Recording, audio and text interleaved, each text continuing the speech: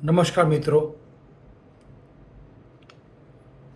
અને મારા પરિવારજનો તથા એફબી પર કોઈ પણ રીતે મારી સાથે સંકળાયેલા જોડાયેલા તમામને મારો જય ભારત, વંદે માતરમ, નમસ્કાર, જય સિયારામ. આવતીકાલે મારા આ પૃથ્વી પર આવવાનો જે દિવસ હતો એના પછીનો સૌથી મોટો કોઈ દિવસ હોય તો મારા અને મારી અર્ધાંગીની ધર્મપત્ની સાથે મારા સંબંધનો હતો. 21/4/1998 અમારી લગ્ન ગ્રંથિ મારી અને પારુલ સોની અર્થાત પારુલ ખત્રી લગભગ 27 વર્ષ પતી ગયા. આગળ કેટલા થશે એ તો ભગવાન જાણે. એમના આશીર્વાદ પ્રમાણે અમે સાથે રહીશું, સાથે રહીએ કે ના રહીએ. પણ એક વાત અવશ્ય છે કે ઘણી બધી જગ્યાએ મારી ભૂલ, મારી અપેક્ષા માં એ કદાચ આગળ પાછળ થઈ હોય એવું એની અપેક્ષા પ્રમાણે હું આગળ પાછળ થયો હોઉં.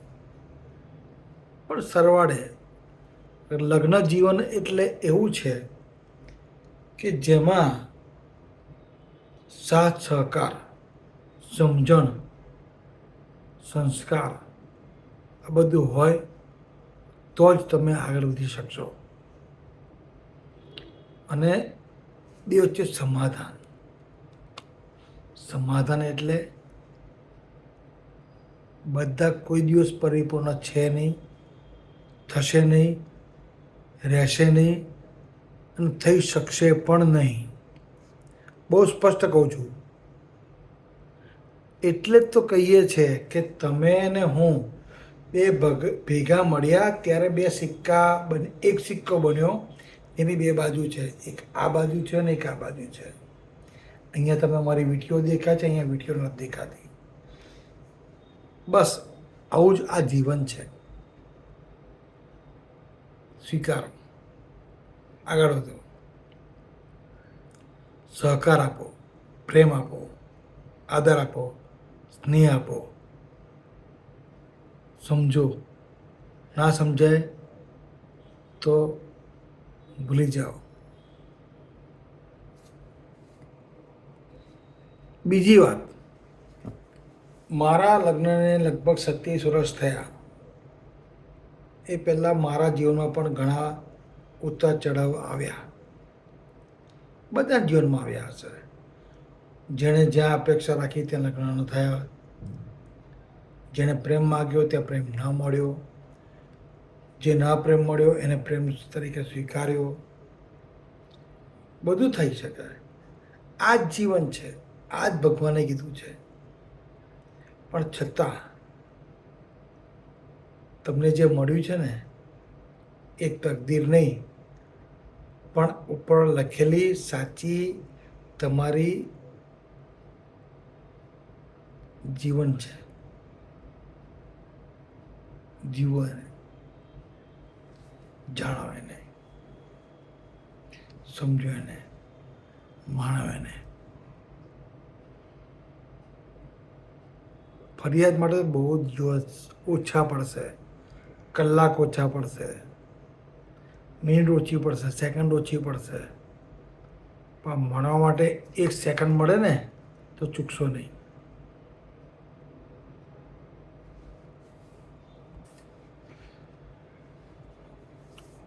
મારા જીવનમાં ઘણા બધા એવા પ્રસંગો આવ્યા હતા, એવા સમય આવ્યા હતા, એવો સંજોગો આવ્યા હતા કે જેણે મને હચમચાવ્યો, ડગમગાવ્યો, પાડ્યો. ઊંચો કરવામાં કોઈ મદદ ન કરી. પણ કેટલાક લોકો એવા મળ્યા તમે માની નહીં શકો કે અર્જુનને જે કૃષ્ણ મળ્યા ને એનાથી મોટા વ્યક્તિઓ મળ્યા. કેમ ખબર છે? કારણ કૃષ્ણએ કીધેલું કે તારામાં લડવાની તાકાત છે ને, તો કોઈ પણ છોડી તારી પાસે હું આવીશ, તને મદદ કરીશ, પણ માત્ર ને માત્ર તું ધ્યાન રાખજે, તું એને ઓળખવામાં ભૂલ ના કરતો. અને મેં એ ભૂલ ન કરી. મેં એવા વ્યક્તિઓને શોધ્યા, જાણ્યા, સમજ્યા અને મારા કૃષ્ણ બનાવ્યા.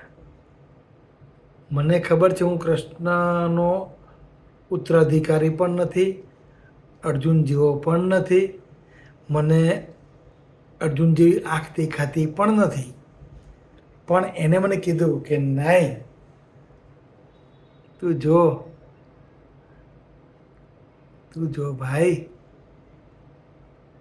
તને મદદ કરનાર કોઈ તો છે જ, પણ તું એનો સાથ લે.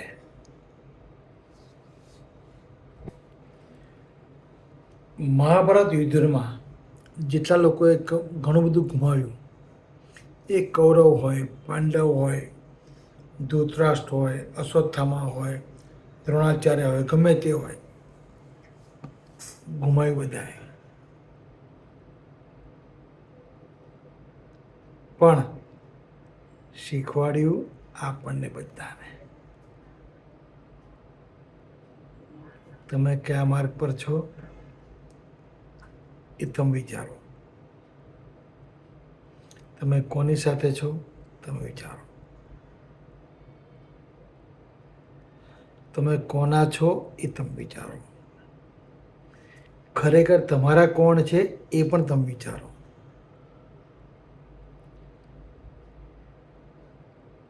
ગીતા આ જ શીખવાડે છે. ઘણા વ્યક્તિઓ તમારા મારા કુટુંબમાં કે આપણી પહેલાંના કુટુંબમાં ઘણી બધી વસ્તુ કોઈને કશું કહી શક્યા નથી. કદાચ કોઈ વાર કીધું હશે તો સમજી શક્યા નથી. એનું કારણ શું છે ખબર છે? આપણે એને સમજવામાં કોઈ દિવસ દરકાર લીધી નથી, પ્રયત્ન કર્યો નથી. એમણે તમારી ખુશી માટે કેટલા બલિદાન, કેટલો ભોગ, એટલે કેટલી આહુતિ આપી એ તમને ખબર નથી. પણ તમને એક નાની વાત ખૂંચે છે કે એમણે મારા માટે આ ના કર્યું, એમણે મારી આ વાત ના માણી. હું કહું છતાં પણ એ મને સાંભળતા નથી. એવું ના કરો.